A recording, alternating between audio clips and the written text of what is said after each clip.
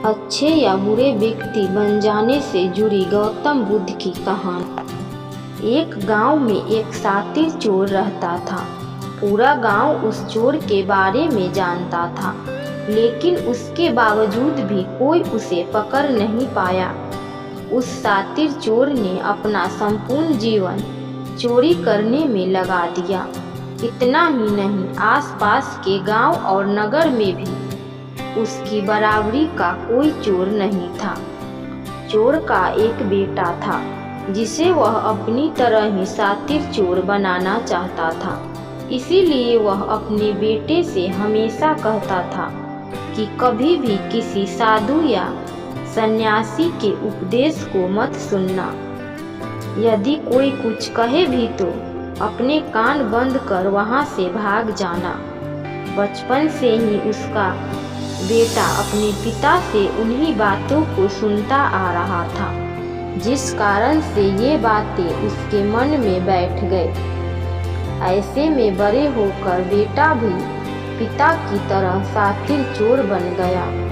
एक दिन उसे बड़ा लालच आया और वह राजा के महल में चोरी करने के उद्देश्य से जाने लगा। तभी रास्ते में लोगों की भीड़ नजर आई। चोर ने देखा कि लोग एक सन्यासी के चरणों में गिरकर उनका आशीर्वाद ले रहे हैं। वो सन्यासी गौतम बुद्ध थे। चोर साधु सन्यासी से दूर रहता था, क्योंकि उसे अपने पिता से यही सीख मिली थी। लेकिन भगवान बुद्ध को देखकर वह उनकी ओर आकर्षित हो गया। इसका कारण यह है कि पहली बार उसे किसी तेजस्वी व्यक्ति के दर्शन हुए थे। अचानक उसे पिता की बात याद आ जाती है कि साधु सन्यासी से दूर रहना चाहिए।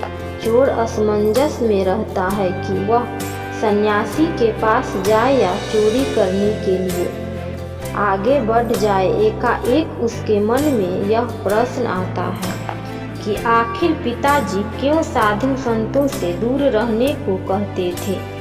इसका उत्तर जानने के लिए चोर भी लोगों के बीच बैठ जाता है और भगवान बुद्ध के उपदेश सुनने लगता है।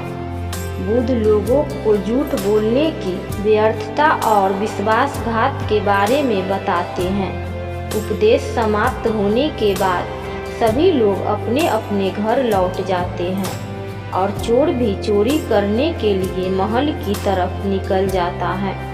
लेकिन पूरे रास्ते में वह यही सोचता रहता है कि क्यों न एक बार उस सन्यासी के उपदेश में कई बातों को मान कर देखा जाए। इस तरह से वह चोरी करने के लिए महल की दीवार से कूदने के बजाय महल के द्वार से अंदर जाता है। उसे देख महल के द्वारपाल उसे रोकते हैं और भीतर जाने का कारण पूछते हैं। चोर कहता है, मैं चोर हूँ और महल में चोरी करने जा रहा हूँ। द्वारपाल उसकी बात सुनकर हंसने लगते हैं और कहते हैं, जरूर यह महल का सेवक या नौकर होगा और हमसे मजाक कर रहा है। यह सोचकर वो उसे महल के अंदर जाने देता है। महल जाने के बाद चोर खजाना रखे तिजोरी के पास पहुंच जाता है और तिजोरी को तोड़कर सारा धन और आभूषण को पोटली में भरकर भागने लगता है। तभी उसकी नज़र महल के रसोई पर पड़ती है। रात होने के कारण सभी सो रहे होते हैं।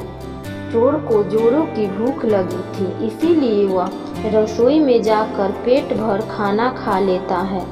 इसके बाद चोर वहां से जाने लगता है।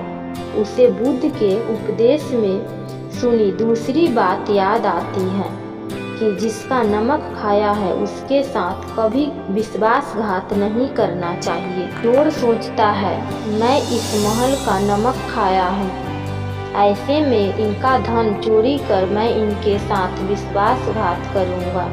इसीलिए चोर चुराए हुए धन को रसोई में ही छोड़कर जाने लगता है। महल के एक व्यक्ति की नज़र चोर पर पड़ जाती है और वह शोर मचा देता है, जिससे महल के लोग चोर को पकड़ लेते हैं और राजा के पास ले जाते हैं। राजा चोर से पूछता है कि जब तुमने चोरी कर ली थी तो फिर इसे छोड़कर क्यों जा रहे थे? चोर कहता है, एक सन्यासी के उपदेश के कारण की बात से राजा प्रभावित होते हैं तो उससे कहते हैं, अगर तुमने ऐसे उपदेश बचपन से ही सुने होते तो तुम कभी चोर बनते ही नहीं। ऐसा कहकर राजा ने उसे कोई सजा नहीं दिया और छोड़ दिया। लेकिन राजा ने उससे कहा कि एक बात याद रखना, सही संगत और सही उपदेश से ही व्यक्ति सच्चा इंसान बनता है। बचपन से ही गलत संगत और गलत उपदेश मिलने के कारण वह बुरा व्यक्ति बन जाता है। संगत और उपदेश व्यक्ति का जीवन बदल देते हैं।